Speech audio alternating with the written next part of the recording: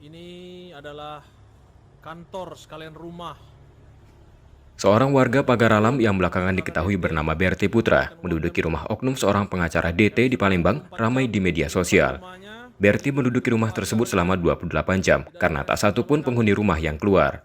Aksinya itu untuk menagih uang sebesar 315 juta rupiah yang diberikan sebagai biaya jasa mengurus kasus saat itu yang dihadapinya, namun tak diberikan.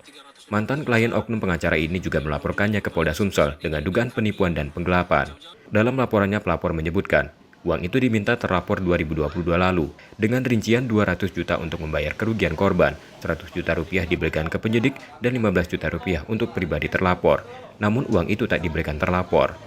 Hingga kasus yang dialami pelapor berujung damai dengan korban.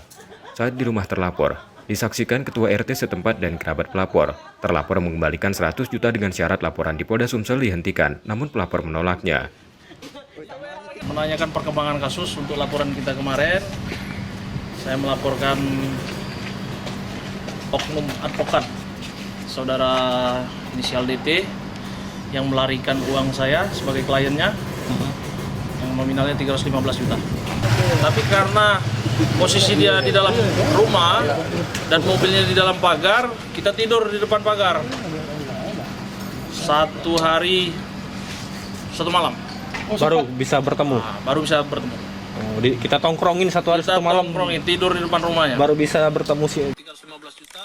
Laporan pelapor saat ini sedang ditangani Subdit 3 Jatanras Polda Sumsel.